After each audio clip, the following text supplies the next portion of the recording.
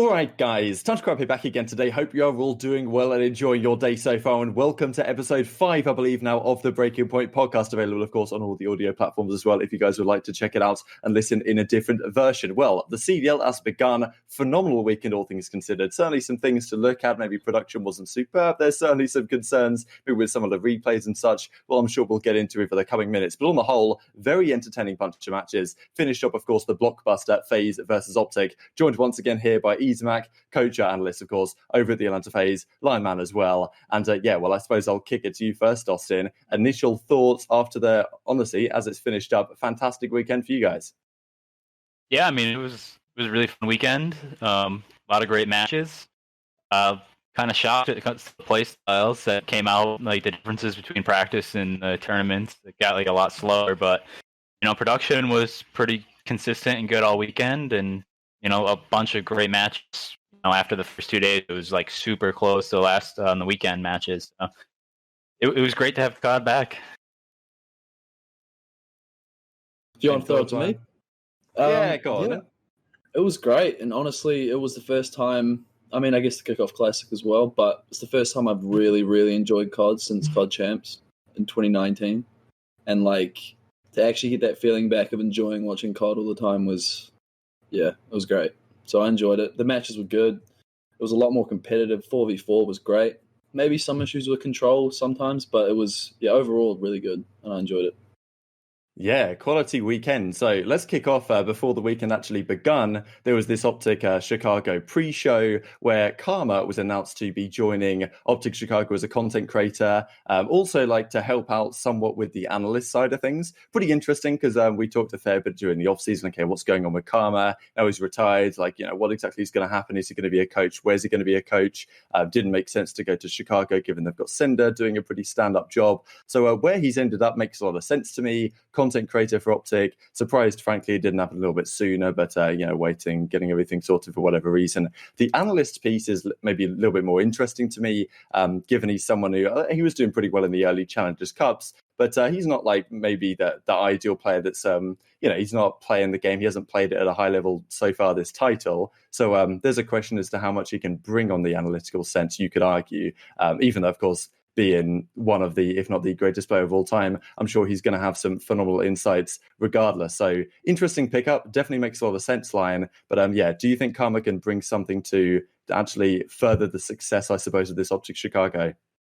I suppose we have to wait and see, because I'm not really sure where he would fit in as an analyst, because it's not really something I think he would want to be doing, like collecting stats and providing insight on different maps and just small tidbits would be good. But I remember the team saying that they didn't want Karma as coach because they would never get anything done. That was the players saying. I was like, Seth. And I'm like, yeah. And I think there might be some reasons to that. He's a very chill person. He's very Canadian. So it's who knows? But I think content side, it would be cool to see him actually grind out content for once, because we haven't really seen him be on a content grind before, because he's been such a high-level player. And so he's kind of just, focused on that. So it'd be cool to see if he becomes a full-time content creator, what he actually makes, and we'll see if he fits on that team somehow as an analyst, maybe as an assistant coach, something like that. I don't know how much of a coach he'll be. I think he'll be more of just someone helping them out in the background. I think if he notices anything on the macro side, he'll be able to point that out, but I don't think he'll be like Troy will pretty much take majority of that role, as in being the analyst and the head coach. So Hex saying he's the analyst, I think he's just more saying he'll be the assistant in case anything's needed. I don't think it would be anything major, but I think his role within the organization is going to be content creator and helping that brand keep growing. So that's where I see him. I think he would be a good coach if he put all of his effort into it. But I know right now he has 6 or 7 games he loves playing, and so he's not going to be 100% invested. So I don't even think he wants to be 100% invested into it. Yeah, what I think is that Hex really wanted to bring back all the guys that make OpTic, so it feels as much like home as possible.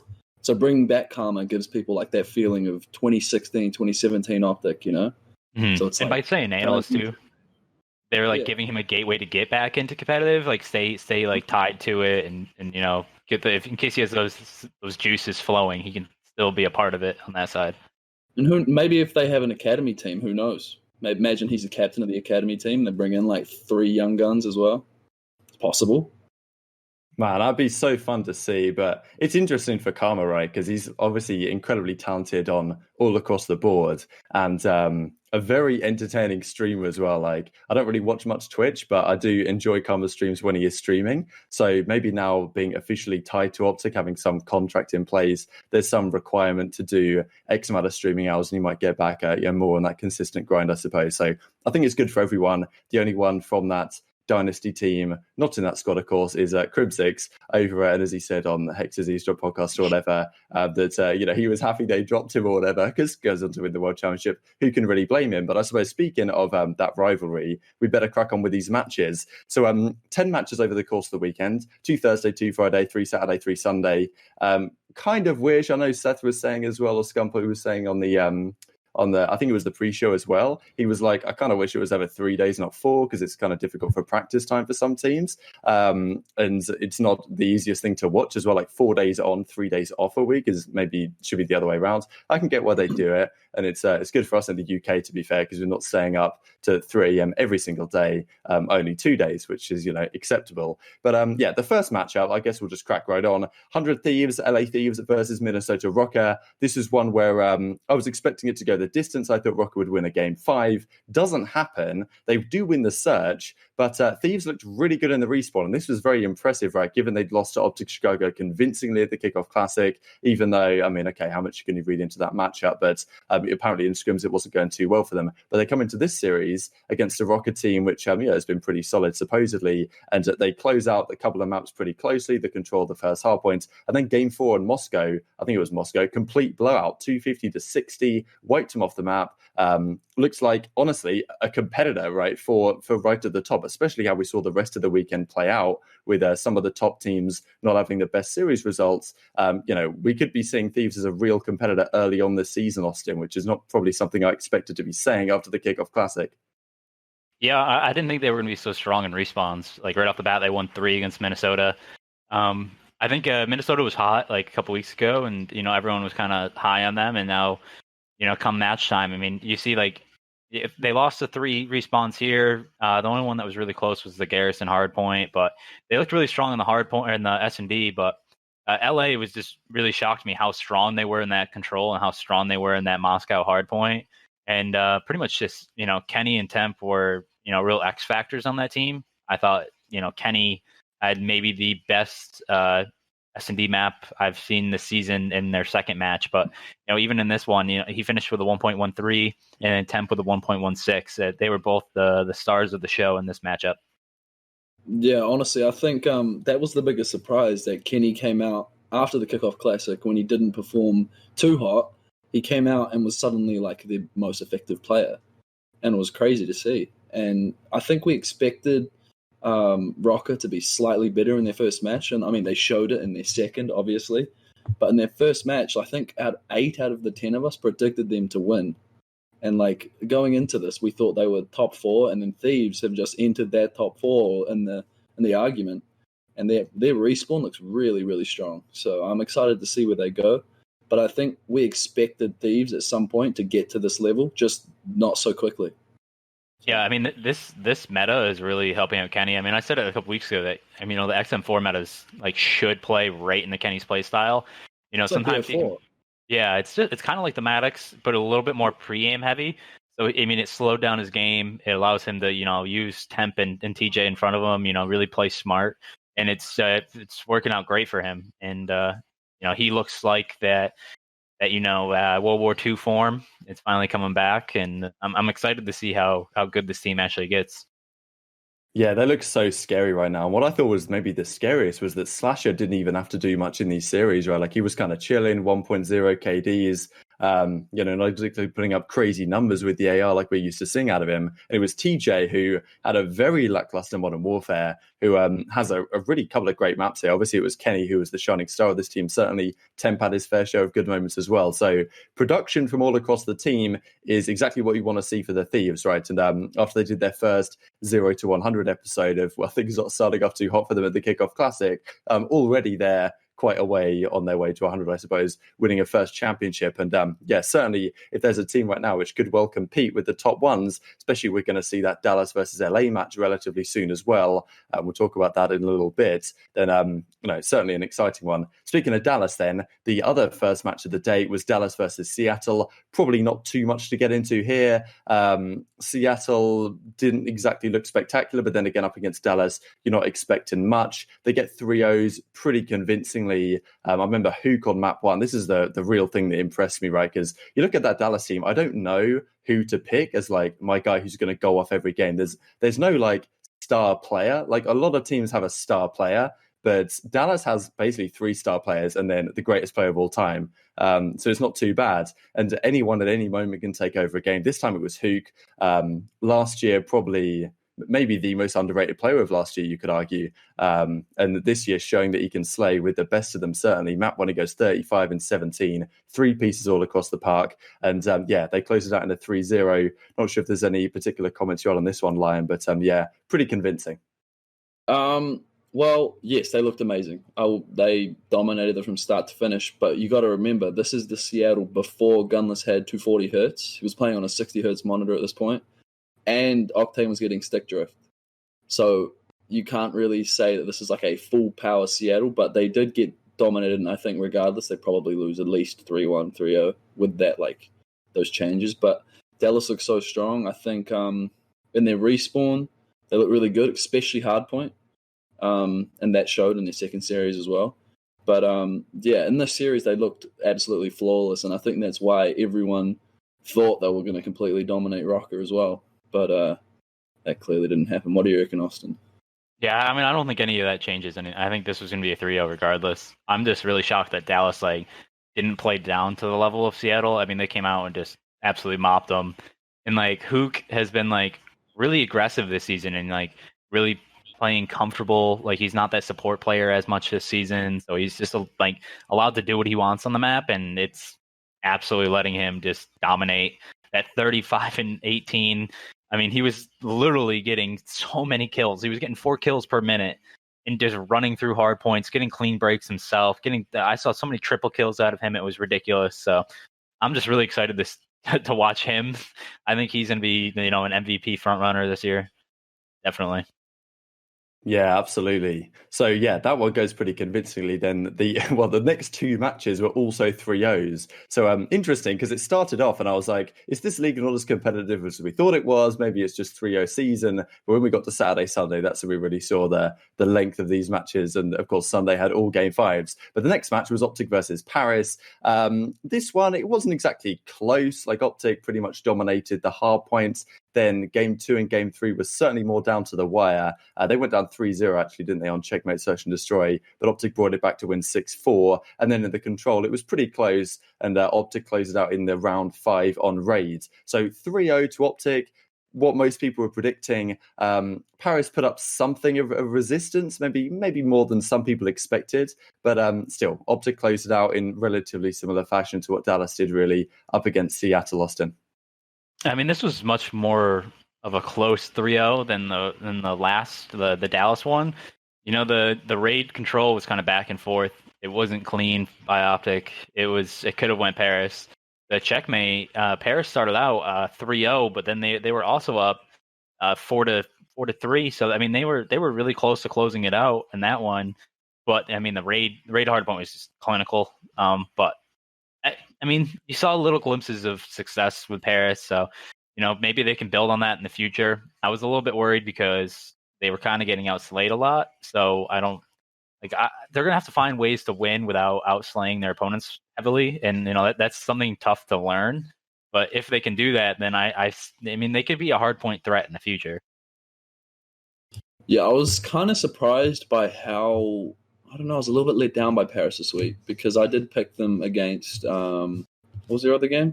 LAG. And, I don't know. I expected this team to have a little bit more cohesion, a little bit more teamwork to start with. But, Aqua, did Aqua play good? He had a 1.0. Yeah. He had a really good control. For them to win, though, he needs to drop a 1.2 like he did in the Kickoff Classic. But Anyway, it wasn't too close of a series. I think the control was fairly close, but yeah, S&D, they went up and then they completely lost it. So I don't know. I don't know how to feel about the Paris team yet. I think we need to see more of them as the season goes on. But yeah, this game was fairly as expected, to be honest. Yeah, absolutely. I guess a little sidetrack, given you mentioned predictions. Maybe Omar can chuck it up on the screen right now. But in terms of predictions, Lion dominating our breaking point predictions so far, 7 picks out of 10. But what I thought was incredible is that I ended up on 4 out of 10. Absolutely tragic. I don't know what you were on. Were you on 4 as well, Austin? I was on 5. Okay, 5. So I'm losing out of the boys. But just after these first few series went as most people expected, with the exception of the Rokkr one, I thought that, okay, like this league, yeah, it's easy. Everything's basically according to power rankings. But clearly, as the matches go on, things get somewhat more challenging to predict. And everything goes down to a game 5. And it seems like all you've got to do to predict correctly is predict the teams that are best at search, and you'll end up winning. And well, that doesn't happen actually quite in the next series. The next one was FaZe versus Los Angeles Guerrillas. I'll throw this to you, Austin, first.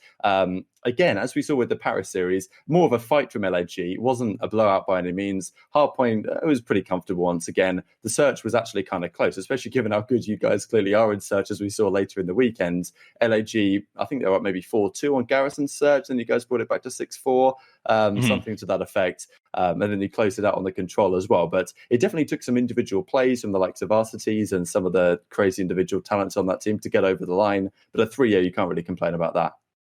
No, I mean, the hard point was really clean. It was 242 to 133 until going into that last hill. So it should have been probably 250 to 130. So that one was really clean. The S&D was kind of weird. It goes back to like what I was saying at the beginning. Like in practice, a lot of teams were a little bit more aggro. And then when you get to the match, they were like playing like steel boots.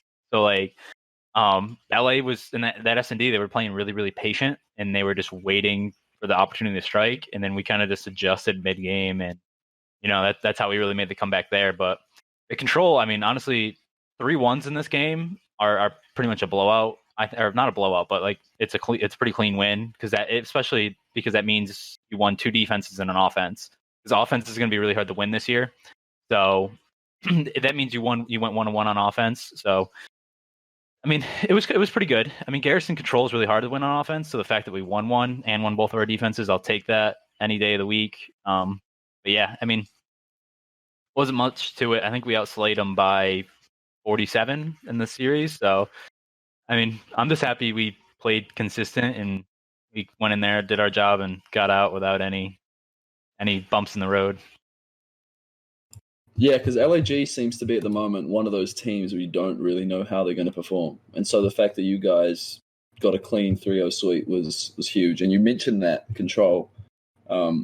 Garrison is one of the harder controls to win offenses. I think the hardest is checkmate, but for you guys to win that 3-1 is huge. And yeah, it was just a straightforward series. I'm looking at the stats right now, and people that are standing out are R-Cities 2.17 and XND went 13 and 6. Who else? Yeah, Salium had a 1.44 for the hard point as well. Like, just a lot of great numbers, and it felt like you didn't really need to play fundamentally perfect to win because you're outslaying them by so much. But yeah, I assume that was a good confidence booster going into the second match. Yeah, I mean, this is a team that a lot of teams are gonna like look over and slip up on because they like play really fundamentally well. But like, I just looking at like the our numbers on offense on Garrison. I mean, all 4 of the guys went positive. We went positive 7, 9, plus 11 on offense, which is going to be extremely hard. You're not going to see that pretty much too much. So I was just very happy that we were able to match their fundamentals and, just outslay them and play pretty clean. Yep. Yeah, good result from you guys. If you guys would like to check out the stats in your own time, breakingpoint.gg is, of course, the place to be. LAG were next up as well, up against Paris. This is a series that I went for a 3-1 Paris victory, but if it had gone game 5, I would have taken LAG. That's where it ends up. Paris, I think they went down 2-0 or something. Then they almost make the reverse sweep. They take it to a game 5. But LAG, pretty convincing. Their search and destroy, it's just, they're almost like a pocket Minnesota, in the sense that they play, well, basically exactly that they had very similar series results this weekend, where they're dominating all the search and destroys, or at least winning them relatively convincingly, with the exception, of course, the FaZe series. And then in the respawns, it's a little bit back and forth. But if they do take a respawn, which is certainly possible nowadays, right, especially with the way Control plays, if you manage to get 3 checkmate Control defenses, you've got a pretty decent chance of winning a respawn against whoever you're playing. And that means that winning search and destroys is probably even more important this year than it maybe has been in the past. And Los Angeles Guerrillas certainly look good at it. They close out 3-2. Certainly maybe a lot to learn from other teams. The fact that, okay, we really need to get our search and destroy sorted if we want to compete this year. Because if LAG are managing to compete without even being too good in respawn, it certainly shows Austin that seems to be the most important game mode to me right now. Yeah, I mean, and they did it on 2 of the harder maps, like the ones that have a lot of teamwork on them, Raid and Miami. You know, you can have a lot of teamwork, a lot of bait and switches. So the fact that they looked pretty good on both of those maps is kind of scary. You know, they're always going to be like that dark horse team that, you know, isn't in contention, but can knock, like they're at the door and like they can knock off teams. So, you know, their S&D strong. Paris winning an offense on checkmate, again, that is props to them. You know, that was really, the whole round was extremely well played.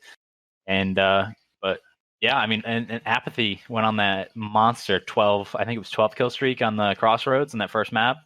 Yeah, completely turned it around because, you know, Paris was up 125 to 82, and then that second rotation, it was just like, and you know, LAG kicked in the gear, turned it around. You know, they stole that respawn, which is what they're going to have to do to win these series there, because if they take both the S&Ds, they still got to win one respawn to get there, and they did their job, and you know, took a win. Yeah. It's weird looking at the map scores for the series though. Only really game 5 was semi-close. Like game 1, it was an easy hardpoint win for LA. Game 2, Miami S&D, LA easily won, and then 2 maps in a row, easy wins for Paris. And it was kind of a strange series where there was never really one team or never really much competition within maps, and especially that checkmate Control. Overall, yeah, I think you're right. I think this team, LA, is very good in search and destroy, and the fact that they've got that to start with, and what we've seen this year about how important S&D is so far, that might be huge going forward, because we know that this team was primarily the Envy team in Black Ops 4 that couldn't win an S&D. And so the fact that they're now looking like one of the top S&D teams, that's huge for their matches, I guess. So we'll see how they go. They might be quite good as the major comes around, so we'll see. Yeah, I guess really their coaching staff is, you've got Bevels and Ricky over there. Bevels, you could argue, the mastermind behind the Evil Geniuses World War II champs teams. Fantastic search and destroy that helped them over the line. Initially, it was CDL Seattle where they came second, and then obviously winning the World Championship. So definitely they've got a good staffing over there to make that work. So the next series, this was Lion's favorite series of the weekend, probably because he was the only one to get the prediction right, was Toronto versus Florida. My expectation coming into this series was that Florida would win. I thought it'd be close. I think Toronto are very good. Clearly, they are very good. But they have players like, once again, pretty much every single player at some point has taken over a map. Like we saw at the Kickoff Classic, it was Bants going mental in the hard points. Then this time around, map number 1, it was Kleenex was just dominant. Game 2, it was Methods taking over the search. Game 3, maybe Cammy had a great map on one of them. I'm not sure if it was the controller, it was the final hard point, but basically all the guys at some point or another had a great map. I thought it was cool as well to see them all playing from the same facility. Like, I feel like that adds something when you're next to each other. You can fist bump and there's that camaraderie. Against a team like Florida, yes, they've got the Bermuda Triangle location split, but maybe they don't have quite that same vigor maybe for the matches. And surprising really that Florida lost, given how good they looked at the Kickoff Classic. I don't know. I mean, it's a series that you're expecting Toronto, at least I was expecting Toronto to probably win this series like 35% of the time, 40% of the time going in. So maybe this is just one of those times, or maybe Toronto is just much better than we expected and Florida's worse. It's tough to really put your finger on what's going on here, Austin. I mean, one major switch that really like flipped this team around was they put Cammy on the XM4 instead of the AK-74U. And he kind of looked lost at times on the AK-74U at the kickoff. So him coming in, he actually had a fantastic first hard point, 31 and 22. And then he came out in the controls and went 36 and 29. Like, he looked really, really good on the XM4. Even though Bance and Methods, weren't the shining star players, they were still really consistent and played really, really well. And they made it possible for Cammy and Kleenex to both explode the way they did. And, on the other side of it, Awakening played very good, very, very good. He tied Kleenex to the most amount of kills in the lobby for the series at 103. And, Neptune also looked really, really well. He had the other positive KD on that Florida team at 1.05, 96 kills. He was the only person on that team to go positive in the hard points, which is hard to do on the XM or 74U at times. So, but one red flag that I did have for that Florida team was not necessarily Slacked. I saw a lot of people coming out after Slacked, but I felt he did, his job. He actually only had like a bad map. So, but I thought Skies, probably just a bad series. He'll brush it off, but he had a 0.7, negative 27 for the series. And, that's a little concerning out of your main AR. Again, I think it's just one bad series, but, I feel like the other three players played pretty well, outside of Slack's 16 and 26 first map. And the S&D is just East 4 and 9. It's tough. I mean, he played fairly well in the other two respawns. So this team could piece it together and still be a, top 6 team, top 4 team, like in the near future. I agree. I think that this Florida team, more often than not, if they're playing to their potential, are going to beat Toronto. I think that's just fair. But when you go off just Skies and how he played, you don't expect Skies to play like that every time. We saw him last year. He averaged like a 1.3 KD. He was probably their most consistent player besides Awakening and maybe Pharaoh. But, man, I was very surprised to see them not put up a big fight in hardpoint, especially. Like, we did see how good Toronto's hardpoint was in the Kickoff Classic. And to see as well Bance not quite play the way he played, I expected him to be their shining player because he reminded me of Black Ops 3 Bance. But, it was Kleenex and Cammy, really, that looked like the two best players on that squad. But, yeah, you're right. I think Florida, they're not going to play like this all the time. And Skies, when he gets it together, I think he's probably going to still be one of the best ARs in the game. It's really hard to say. It's the first week of the league. We can't just say they're not good now. I mean, we're giving LA Thieves the benefit of the doubt after the Kickoff Classic. So we'll give them a chance to get better. And I think Skies is going to be, he's going to improve immensely as the season goes on. So not too much of a red flag there for them yet. Yeah, that's how I felt it, really. Like, Skies had a series that you wouldn't expect him to be having every day. Like, as you say, the 0.7. Haven't seen that from him in a very long time. So I think if he plays a normal Skies series, they're probably much more competitive. But still, was very impressed by Toronto. And it just makes the predictions for this coming week even more challenging to do, to be honest. Because this was their one...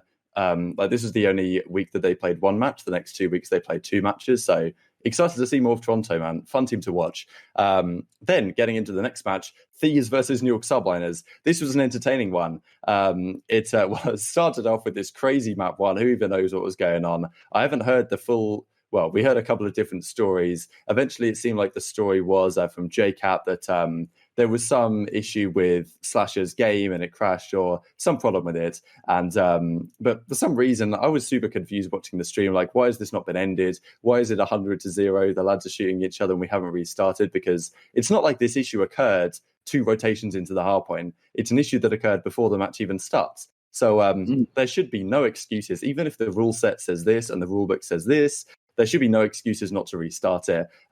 It takes like 20 minutes for them to come to a decision. But thankfully, they make the correct decision. They say, okay, look, the way that I always think about it is like, if you were to ask New York what they wanted to do, like, they're not going to say, yeah, just give us the win. They obviously want the fair, competitive match. And as long as that's the case, and it's pretty much always going to be the case in these types of situations, then it should be replayed, as it was. So anyway, we get past that.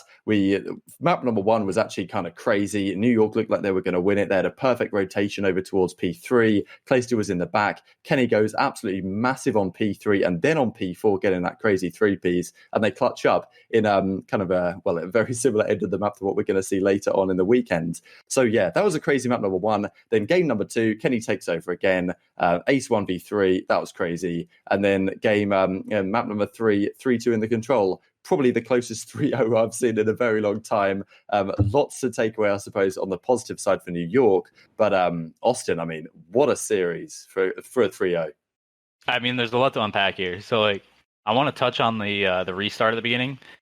So like the matches went so late these days, and it's like one of the things I honestly have no clue how it goes, like how they decide on league ops when the restart. I don't know any of that honestly, but like if you know the match is going to be restarted, like we should be cutting that as soon as like team killing happens, just so you can save time on production.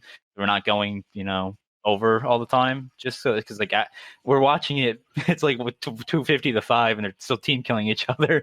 It was kind of just like let's just end it at that point. So, but that was one thing. And you get back into the match, super close hard point, back and forth. You're at 234 going into the last hill. Clayster makes this extremely smart play. He's in the back. He gets the kill. And then it's like he kind of lost it for his team. I don't like. So he gets that kill on, I think it was Slasher. Or no, it wasn't Slasher. But he gets that kill in the back. The guy spawns out because this old hill is still active. He spawns out because there's only 2 spawns still for that active hill. You're either going to spawn Eskies or you're going to spawn way in the back where like the S&D round count or start place is. And so every kill that he gets spawns that guy super deep. So he gets the first kill and then he just stays there, which is, I mean, you can argue it's the right play, but I think he really blew it there because he had 2 guys coming from the front Eskies. He could have pinched and like sandwiched the 2 guys left in hill. And if they got the kills while that old hill was still active, he spawns those guys in Narnia. Newark wins that game. I think it would have been 250 to 190. But instead, he stays in the back. His 2 guys die in the front, and then Slasher gets him in the back. Nothing gets done. And it's like they could have won that game right there if he just pushed instead of like held. But LA Thieves, they clutched up, won that. And then, I mean, literally every game was just so close. It was down to like the nitty gritty, the small errors. I mean, that control, I thought New York had it. I thought it was going to go down the time. I mean, I'm really concerned about Mac. When they brought in Diamond, I think Diamond has a lot of potential, especially with Clay, especially in this current meta. But like, you need your SMGs to play really well, and I think Mac is probably more comfortable in Diamond's role, and like with Diamond on the team, he obviously has to be that aggro SMG with ASIM, and I don't think he was comfortable on that role, and that showed in that control. And so I'm a little bit concerned for him. Hopefully it reminds me of kind of Cammy at the beginning when Cammy wasn't running the XM4 and he was running the 74U, and he kind of felt lost, and then he switched on to the XM and it was just like, this is where he should be. I think that's kind of Mac. So I'm a little bit worried about, is ASIM getting left out to dry sometimes because someone's not keeping up with him, someone's not trading his kills, so his deaths are useless, or if the team needs more pressure and you have 3 guys kind of slowed down, so you're not getting that pressure. I don't know. I don't know if that's something where they just need to keep working on it and they'll get that pace down and they'll be a threat. But there was actually a lot of raw slaying power on the team, so they have a bunch of bright points and bunch of potential. Yeah, the team looked completely different to how they looked in the Kickoff Classic. Like, not even the same. I mean, I guess the only thing that did look semi-similar was Mac's performance. But if we look at the stats, his OBJ for the whole series was actually quite crazy. Like, if you look at his average hill time, he averaged 121 seconds in the hill. So I think he's trying to play an effective role as much so as possible, even though his slaying is very average at the moment. But in all honesty, I think, yeah, they looked like a completely revamped team. And to take 100 Thieves or LA Thieves the distance when we thought that they were the far superior team, especially in predictions as well, was actually very impressive. And I tried to DM Clay after and be like, yo, it's all good, not the result you wanted, but the team looked vastly improved. And he just completely ignored me. And I'm like, all right, that's fine. I guess you're a bit salty, but, it was a good series and it was probably the closest 3-0 I've ever seen, because it could have been a 3-0 the other way if like a couple rounds had been reversed. So, small errors, small things that come down to the wire that they need to fix up. But the fact that that's their biggest issue right now is small errors is amazing, because literally a week or 2 weeks ago, we thought that they were completely lost. So I was very pleasantly surprised by that New York team, even though they got beaten 3-0. I mean, yeah, Mac went 5-10 in the S&D. If he gets 1 or 2 more kills in like clutch situations, it's 6-5 New York. And then he went 21-37 in control. which usually means you're going way too fast, because he had 9 more deaths than any of his teammates. And when I check the control, I mean, he had 22 deaths on defense, which is just too much, and he had 15 on offense in the 2 rounds that they played on there. He's just going a little bit too fast, and I think he just needs to slow down a bit. I think he's trying to overcompensate. I really don't know. It's just so tough to say. But if he plays better in either of those 2 maps, I mean, we're going to a map 5, and like, I mean, yeah, New York had a chance to 3-0 this. They really did, but it's the little things. Yep. Yeah, I agree, absolutely. I mean, honestly, I was, as you say, I kind of agree with Line in that I was somewhat impressed at how far this team had come. Clay looked really good, in fairness. Asim also looked really good, which is great to see. Like, I'm really happy to see that he actually found a team in the end and is performing at a level that shows that he deserves a spot in the Pro League, which it didn't seem like he was going to get for a time.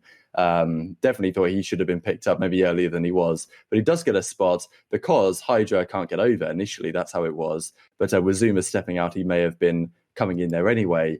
But yeah, right now, that is the biggest question to me. If Matt continues to underperform, if Hydra can get out to the States soon, which supposedly is in the works, then, well, right now, Mac's got a fear that his place is on the chopping block, because Hydra, I'm pretty sure, can play any role and be a very successful aggro SMG. So for my take, I would not be surprised at all to see a DiamondCon, Clayster, Asim, and Hydra team in the near future. If the current trajectory continues, that might be what they need to get over the line and actually win these series. And, well, because it could have been a 3 the other way if we look at it from that perspective.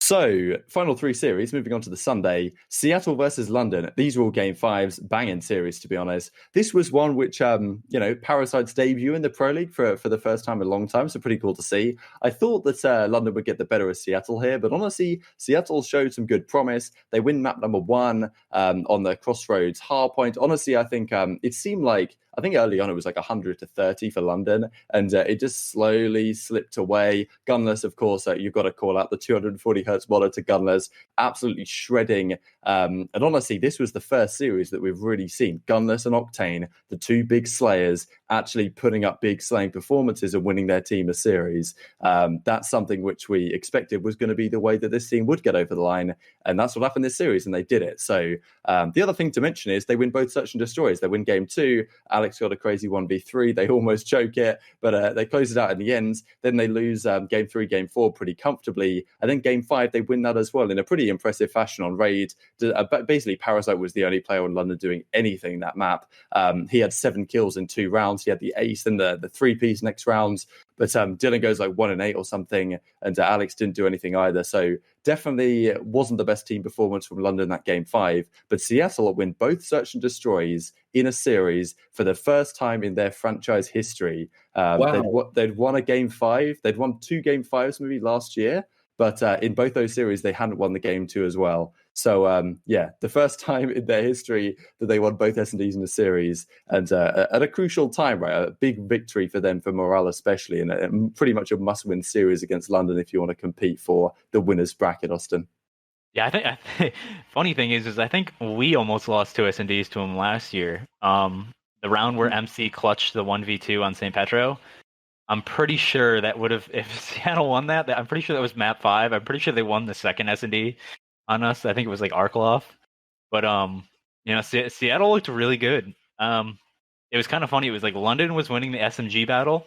Alex and Dylan were really good, but then Seattle was blowing out the AR battle. Like, it wasn't even close. Like, Gunless and Octane looked so good. Octane didn't look too hot in the hard points, which is kind of concerning. I've never seen him go negative in a hard point, and he had a 0.95 for the series in hard point. But he absolutely put on in the control, and he looked really good in the S&D. And Gunless was just taking over. That 40 and 26 with 6k damage in that map 1. I mean, I can't say enough. I mean, he looked so clean. You can just wrap it up by putting up that 3-piece he had on Crossroads where he was on the hill on P1. I mean, I think if the team environment stays good, if everyone inside stays, on the same page, Gunless is going to play amazing. And, Prestini plays super selfless. He'll always be there for trying to do the best for the team. Looney and Octane will, they'll do their jobs. I just want them. I want them to do good, because if they do good, they're going to be disgusting, and I don't want them to fully disintegrate. So I hope we keep getting more performances like this. Yeah, I agree. And another thing to note was that Prestini was actually playing on 120 ping, and he still had a 0.86 for the series. So if they're all playing good and they're all firing, they're all got good connections, I think this team is honestly quite scary. And the fact that their SND game looks really good now, who knows? I think, so Octane had the stick drift in the first series, and then now this is his first series without it, and he had a 1.22. And then Gunless, obviously, with the 240 hertz monitor now, had a 1.13. And the only concern was that they got completely dominated on checkmate hardpoint. And so we don't really know how consistent they're going to be in respawns yet. But coming back in that map 1, the fact that they were down by 70 points after the first 3 rotations of hills, and we had the composure to bring it back, especially after already being 0-3 in map count in the league, and to come back like that against the team that we thought was probably slightly superior, and with Parasite and all that. So I assumed only 3 rotations in that they were going to have issues for the rest of the series, but then they came out and looked amazing in SND. So this team looks definitely much improved as well. And so the competition in the league right now is just ridiculous. So I can't wait to see where they go. And when all the team is in 100% with Gunless with the monitor, Octane with the proper controller, and Prestini with low ping, I want to see what they're actually capable of. Yeah, absolutely. Go on, Austin. Yeah, mentioning that Crossroads, that map is really, it's kind of like Checkmate, where you can get in a hole really fast and you can work your way out really fast too, because that 3-4 and then to 1. So when you get that full hold on P3 and keep spawns, get 40 points there. Get that 60 on P4, and then it's really easy to break into P1 from P4 spawns. You bring it back really quick if you're on the same page. If your mental is still good after having 2 first bad hills. So seeing them bounce back that quickly was really nice. Really well played. What do you think of Crossroads? Because I actually think it's probably my favorite hardpoint apart from Raid right now. I like small maps. I like the Strike Zone from Ghost. I like the what was the small map last year? Hackney. I like it because it's a lot of action. And the only hill I don't like on that map actually is P4. But P4 is, I think, one of the devs said that it would be changing to Pond, which I actually like. So I think that the map has a lot of good potential. I think the first 3 hills played pretty well. It was only the 4th one that they've had issues with, and this is going to be the 3rd iteration of a 4th hill. So I'm just fingers crossed that it it works out well, because I like how quick, and there's still some team play. There's still some strategy behind it. It's not just all raw gun skill. So yeah, I think it plays nice. That's my favorite part of the map is that for the first 2 hills, you want to have the top spawns on the other side, and then you want to completely flip them for the next 2 rotations. And I actually like that dynamic of if you get all 4 or both spawns, you're going to get 4 hills in a row. Mm-hmm. So and to put that in comparison, when you go to Checkmate, it's P1, 3, and 4 are complete toss-ups. It's pretty much a shit show throughout the 60 seconds of the hill. Then you have 2 money hills and 2 and 5, and it's so kind of disconnected at times. Spawns are just everywhere. I think Crossroads actually plays pretty clean, because where the spawns are going to be besides P4. I'm hoping the new P4, but for 1, 2, and 3, where you're spawning. You know what you have to do. You know where you need to break from. There's clear break strategy. There's clear hold strategy. There's clear spawn plays. So I mean, I really like the map, I guess. Yeah, I enjoy Crossroads. I like the fact that also it has the potential for people to drop numbers on, right? Just seeing a 40 bomb every now and then, there's so much potential to make such really cool streaky plays around the way the hills work, and dodging in and out of the buildings and such. Yeah, definitely one of my favorite maps to watch. So just wanted to touch, I guess, quickly on the London team, because didn't really say too much about them. I don't know. I had high hopes for this team. If you're going to lose to Seattle, I'm not convinced you're really going to beat anyone at the moment. It's just going to be tough. Parasite had a slow first couple of maps when he got going a little bit, then they did look a lot better in that map 3 and 4. So I definitely still have some faith. But next week they're playing the Subliners, and then they're playing Dallas Empire. So, well, it certainly does not get any easier for London from here. Speaking of Dallas Empire, second last series of the day, this was a cracker. Rokkr versus Dallas goes the distance. Game 5. I mean, this was funny, right? Because Dallas did that tweet. They did the Valentine's Day tweet. Oh, you're going to give us Rokkr? Like, come on, don't be stupid. It's going to be an easy W. I love stuff like this. Always entertaining stuff. But you always feel like stuff like this is potentially going to come back to bite them, as it ends up doing. They win game 1 after some replay shenanigans once again on Checkmate. Clearly some server-side issues that we saw on the stream that, I mean, they were saying they were getting connection interrupted every 10 seconds. They have a discussion with the referee. They get it replayed. Fantastic stuff. Good job to the CDL on that one. Gets replayed. Dallas still win, 250 to 201 or something in that ballpark. Game 2, though, Rokkr turn up in the search. And this is really when you kind of see that this team is very good at search and destroy. And then they win the game 3. And then game 4, again, Dallas's hardpoint just looking so good. Hook just a monster on Garrison. But the game 5, they go back to Garrison again. It seems to be the only map we have. It seems to be played every single series for a majority of the game modes. And for most of the game modes, I think it's really good. I mean, for hardpoint especially, I really enjoy watching Garrison. Control, I think I saw a lot more Control offense wins. People seem to really know what they're doing now in terms of attacking, taking B, then heading over towards A, doing a bit of spawn trapping, doing a bit of hill capping. There is some good plays you can make. Search and destroy, a little bit questionable, but it is what it is. And Rokkr showed much more disciplines, accuracy. The Iceman 9-4 in the game 5.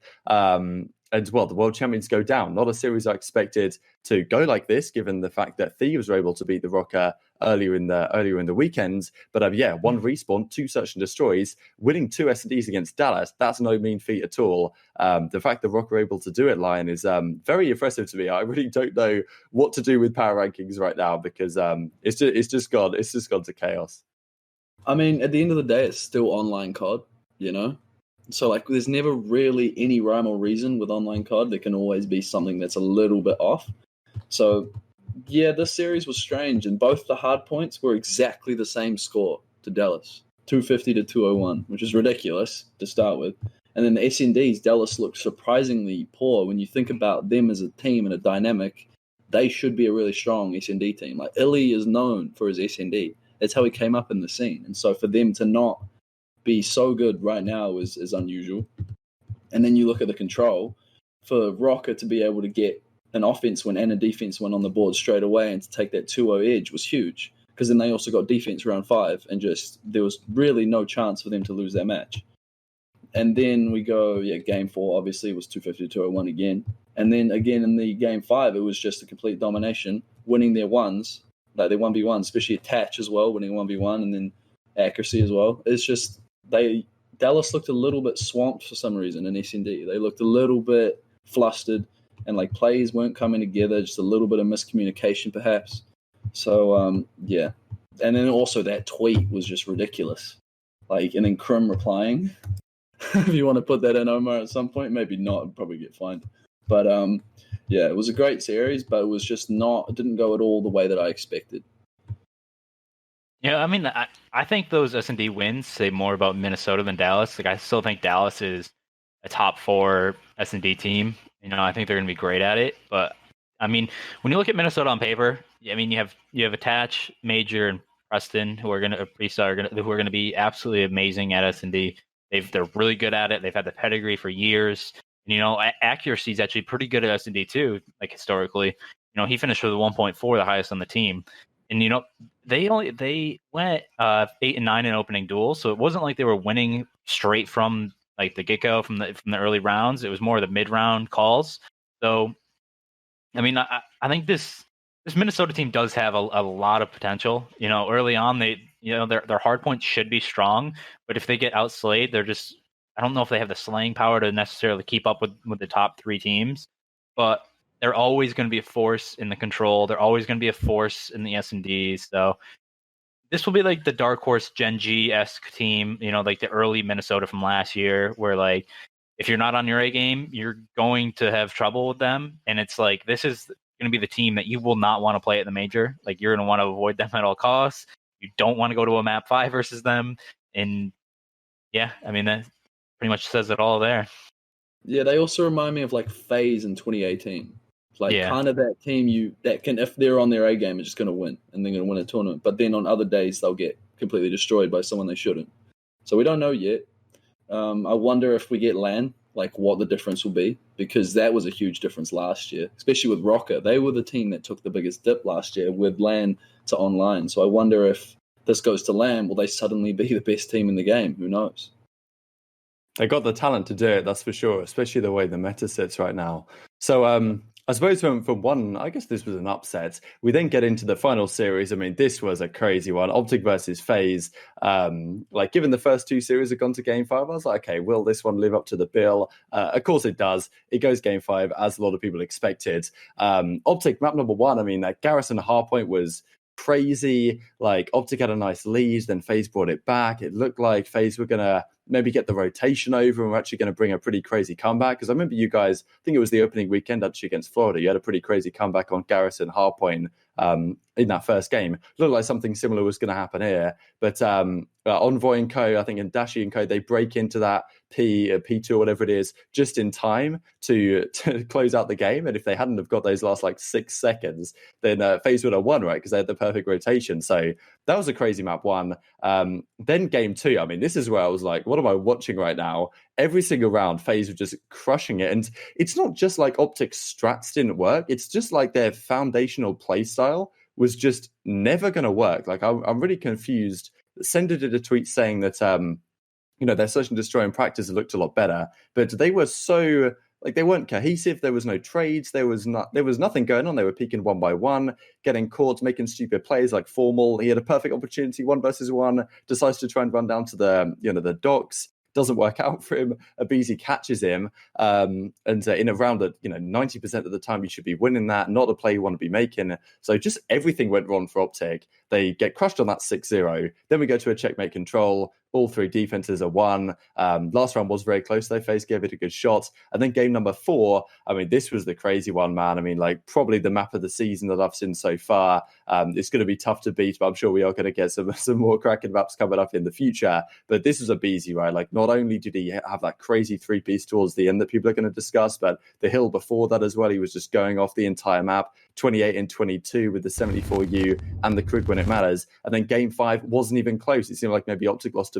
full a little bit. Abizi just couldn't lose any 1v1s if he tried to. And that was the series, right? I'll have to throw it to Austin first for some comments on this one. Winning a respawn and then dominating the 2 search and destroys. I imagine you didn't expect it to be that comfortable, right? Because in the end, it feels like FaZe were comfortably better on the balance of things. I mean, I knew we were really well prepped on the S&D.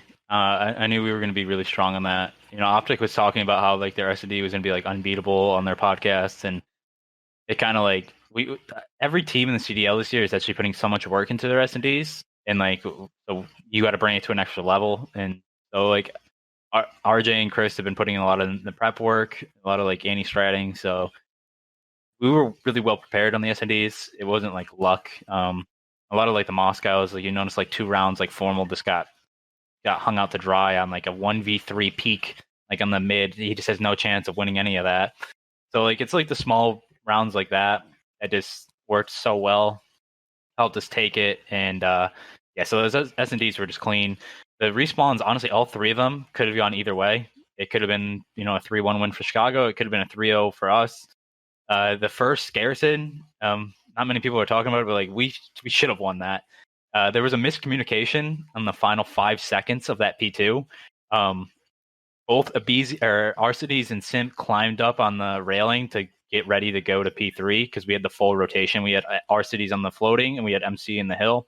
And there was a miscommunication on who was supposed to stay in the hill, because if, let's say, Arcides stays in that hill and contests for 2 seconds, we would have had a very, very good chance of winning 250 to like 248, 249, whatever. Because if he contested for 2 seconds, they would not have had the time. And then if he held his cam, he would have spawned in the back. MC would have been pushed up vent. He would have been in the hill. It would have just been a wrap. But that small miscommunication, and like, obviously airs on other hills because it got that close to begin with, but Chicago looked good on it. The checkmate, again, that final round, we're on offense. It was like 9-9, I think. We just misplayed it. small things again, but like it goes back to like that the defenses on checkmate where just teams were playing it so slow and like correct and like not giving offenses a chance to even breathe, and it was Chicago displayed it very, very well. Our second defense wasn't clean like it should have been, and that kind of, that was our downfall there. And then that Moscow, both teams are just going back and forth, and it was tight. It was much tighter than I wanted it to be. It was sweating. I was sweating the entire way through, but we pulled it out at the end. That Abizi 3-piece was nice. I don't know what happened there. I don't know how he got that, but it was probably one of the highlight plays of the weekend for us. But yeah, overall, I mean, we're, it's almost nice we didn't 3-0 like clean sweep, because, now like there's still so much stuff we need to work on. We're not even close like to like prime form. So getting the win, this match really doesn't mean much. It's very small, but it's nice to win. It's basically just a seeding match. It, relieves pressure because now we start 2-0. We still have 3 really hard matches, but really just really happy we did look pretty good to start. Yeah. I just wanted to touch on the checkmate control because you pretty much covered everything. It seems like teams right now for the whole match is like playing for that round 5 because it's so defense heavy and it's so hard to win offenses that teams are playing for kills. I even saw on Garrison control, it's not quite that relevant, but Parasite just playing his life instead of playing for the contest to keep the round alive. And it was just like, it's 1 kill. It's not really going to make that much of a difference. But then when you think about it, that might be the difference between defense and offense in round 5. And it's like, I don't like that that's the way that people have to play the game at the moment. That offense is so hard that you have to save lives on defense to play for a defense. And it's like, I don't know. It's unusual, but it is what it is. If you were going to replace a checkmate control, what do you reckon we should put in? Like a standoff control? Imagine standoff straight up SWAT. Oh, yeah. Anything. It just depends on the maps because you really don't know the play style until you practice it for like 2 weeks. Because like who knows? Maybe an Express could be good or any map, but like it's just weird just because like practice is so different from the matches. Like in practice, teams are taking those risks. Teams are playing literally to the clock. But then when you're in a match, it's like, do I waste my life with 10 seconds left to get a hill we're probably not going to get? No. So you're kind of like defenses have to be super clean. Offenses aren't taking as many risks. Like you're like on checkmate, you're going for that A control early. If you don't get it, you already had to clear out your spawn. And by the time you clear out your spawn and then start, it's 3 waves of lives right there. And then by the time you're finally starting to get out, do you want to put more risk? Do you want to try to overextend on a B or overextend on an A? Is it worth it? That's when teams right now are kind of hesitant. So it's tough. It's really tough. I don't know. Someone mentioned, who mentioned like every tick you get 20 seconds? I would like that. Yeah. Yeah, he mentioned like if there was, instead of getting 1 minute per point you capture, per tick on the point you get 20 seconds. And I feel like that's actually quite a good point because it just gives you that extra time if you're getting close to winning the point to actually get it and secure it. So, it's a good point. I think that would help a lot actually. Because like think of the round where we were playing offense. I think it was round 5. We get the 2 ticks on B. I think it was Formal and Dashy make this ridiculous play to save it with like the tick like literally right at the end. If we had 40 extra seconds, because the life count was even at the point, I think it was either 12-12 or 9-9. If we had an extra 40 seconds, like that gives us the ability to work both streets, like get tube controlled, then push out B. There's like so many different other plays, but when you have 20 seconds, it's like we got to mad dash to B now or mad dash to A. Like we got to make a play to cap one of these like right now or else round's done. So having that plus, like I understand why they do the +1 after you cap it, but having the +20 instead of that for the 3 ticks, I think that would actually help because then you would have a strategy off the break off. Like we're going to only try to get 2 ticks here, add the 40 seconds up, and then we can throw some lives towards the harder point to get, like on Garrison, I think it's B, the one over by the tank. So if you get 2 ticks on A, the easier one, then you can throw a bunch of lives at the harder one because you have the extra time. Then you can go back and capture it. I don't know. I think it would give it a little bit more strategy. I agree because I think the game is so defense heavy and control. Giving that sort of reward to offense to make it more even might just make the game mode, almost perfect. So I think offense right now is a little bit handicapped in a sense. So I think, they do need to find a way to actually even out offense and defense. Yeah, I think that's a great idea. I'd love to see like these maps not just, as you say, I don't want every map to feel like, oh, it's always going to be a round 5. And therefore, like, why do I even need to watch the first 4 minutes? Because it just comes down to whoever gets defense, right? That's how it kind of feels on Checkmate Control. Like, why am I even here watching the first 4 rounds when it's almost a foregone conclusion, which we need to try and avoid that. But on the whole, very entertaining weekend regardless. Wanted to touch on, I suppose, the question, just a kind of a quick fire one. Out of the 3 teams we thought were going to be the best, Dallas, OpTic, Atlanta, we now sit here with Dallas losing a series, OpTic losing a series, the FaZe is sitting here at 2-0. Does this mean, Austin, it's obviously difficult for you to say, and you probably don't want to boast too much, but does this mean that FaZe are the number 1 team in the game? Because Deserto did their power rankings today. They had FaZe at number 1. I think they had like Dallas 2, OpTic 3, maybe something like that. Obviously, incredibly tough to say. We haven't seen the teams against each other, but there's a credible argument right now that says FaZe are the best team in the game right now. I mean, yeah, but I would put us at 1, but like a power ranking right now is kind of mute because like we could just go out and lose to Toronto next week, and that would suck. And Toronto also looked good in LA. They're both 2-0, so it's like it's really hard. Like obviously, with Dallas and Chicago losing and us beating Chicago, I would put us at 1 for now. But it's going to be very fluid as the season goes, and obviously this will all build up to the major. So I think like right now I would still put us at 1, Dallas at 2, and Chicago at 3. But it's like literally 1A, B, and C. It's so close. They're both super scary still. So it's like a very, very close. Almost if it was like an ELO ranking, they would be like all right on top of each other. But yeah, I think it's really hard to call. And yeah, especially because Thieves are coming up out of nowhere and starting to look like a top team as well. So who really knows? I think that series, OpTic vs FaZe, was so close in the respawns that you can't really differentiate them in respawn. Obviously, FaZe's S&D is a lot better.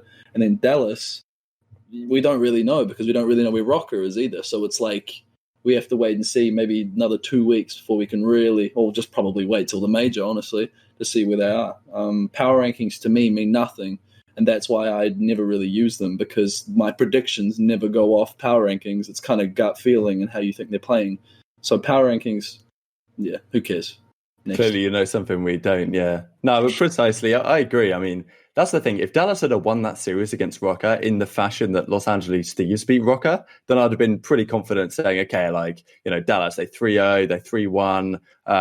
They're maybe still the number 1 team in the game. But right now, like, I don't know. I think FaZe number 1 is probably the sensible way to do things. But obviously, as you say, power rankings, what do they really mean? To finish up the episode, as we've hit the hour mark, so hopefully you guys are enjoying if you are listening, whatever platform you're listening on. Wanted to not exactly do predictions for all these weekend's matches because you'll see them on Twitter as well, at GG Breaking Points. But wanted to really pick out like your guys' opinion on what is the match to watch for this week. So I'll kick us off here with OpTic versus Gorillas.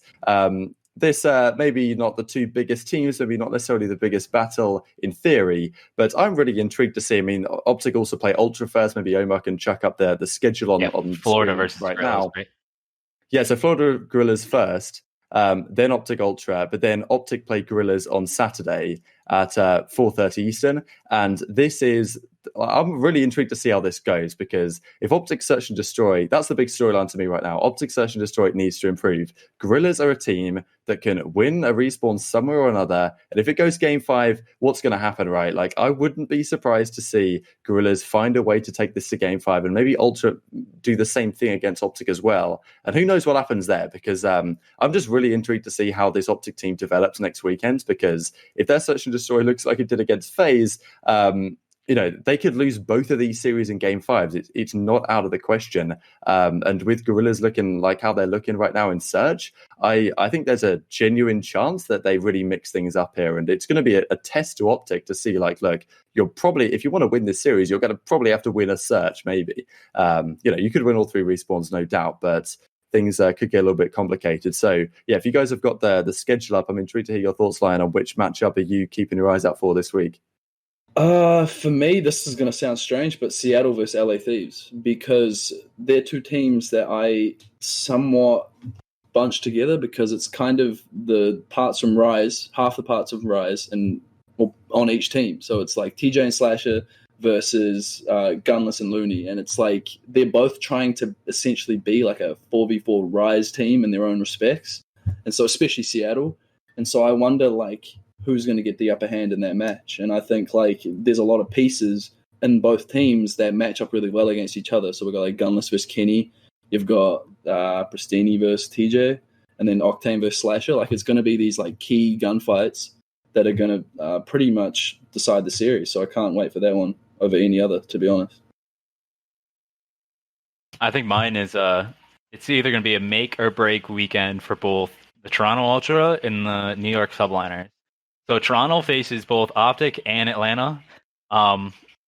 That's the gauntlet weekend right there. That's not what you want in one weekend. So it's like against OpTic, like obviously they might have the edge in S&D, or like Toronto might have the edge in S&D, and they are very, very good at hardpoint. So like that's a toss up. And then versus us, obviously like we looked super clean on S&D, but we looked kind of weaker on hardpoint. So it's like Toronto could come out really hot on the hardpoints, and then who knows? And so it's like, do they play competitive? Do they take a series, or do they get blown out? Like that will really tell like where they are in the ladder, and like what we can look forward to for the major out of them. And then for New York, it's you got London. That's a team that should be close to your skill level, like at where you are right now in your current form. Do you build off of this past performance? Like, do you build off of the very close loss that you had to LA, or do you kind of falter again? Do you look stronger with another week of practice? Who knows? What does Mac look like? What do the roles look like? I don't know if they'll switch anything like that. And then you got Minnesota. And, that's one of those matches where I would not favor them. It's just like the LA one. But do they play as well as they did against LA versus Minnesota? And it's like, if they do, if they come out in the respawns and look good, which Minnesota sometimes doesn't, New York could definitely win this. So, but they cannot let it go to game 5 is the most important part. But if they look strong in the early series, especially on a Sunday night, prime time, I don't know. It's definitely just a make or break weekend for both of them. Absolutely. Yeah. I just wanted to touch on OpTic real quick. I highly doubt they're going to be as bad as they were in S&D. And I also think that Atlanta being Atlanta and those players, they're just really good at S&D. So I think Ultra probably, I think that match, OpTic versus Ultra, is not going to be as one-sided as FaZe versus OpTic and S&D, especially because OpTic know now that they have to improve S&D over anything. Like, did you see the pre-show, how, I don't want to say arrogant, but they were very confident, which is why I was like so shocked. Like even like S&D, and it's like it wasn't. They were saying like, yeah, S&D is the thing we need to improve, and it's like, yes, it actually is the thing you need to improve. And I think now they know that, and I don't think they're going to be so overconfident. But their respawn looked just as good as FaZe, like it. So if they fix S&D, they're going to be right there at the top. Yeah, I mean, I hope they fix their S&D because, like, do you? I mean, for the league on the league side, yeah, like I want them to be as good as possible because when they're good, it just makes the league more competitive, especially on the top half. So if they're good at S&D, I like watching S&D. So I like good close matches as much as I liked watching a 6-0, 6-1. But like, yeah, I mean, Toronto is kind of sneaky good at S&D. I mean, I really like CleanX and Cammy on S&D, and Methods obviously has had his moments in S&D where he has these insane clutches. So, what's that? That match is on Thursday. Most teams take off today because they've been practicing really hard going into the first week. So it gives them 2 days to and I mean, they lost almost every opening duel. I think they won 4 across the 13 rounds. They weren't very good in the mid rounds. They weren't very good in the retakes. Granted, that was just we were clicking on all cylinders on both maps, but like it's not like it was like one little fix in S&D. So within 2 days, I'm kind of interested to see like maybe it was just a confidence thing, maybe it was just a bad day, but like Toronto is going to be very, very good in hard points. Like they've been my shocker of a team. Like I did not expect them to be as good. Like they might be one of the best hardpoint teams in the game right now. And if OpTic falter in like that map 1 or 4, like do they bounce back in the map 2 or 5? Like there's a lot of questions, and I don't know. I'm actually really excited to see Toronto play this.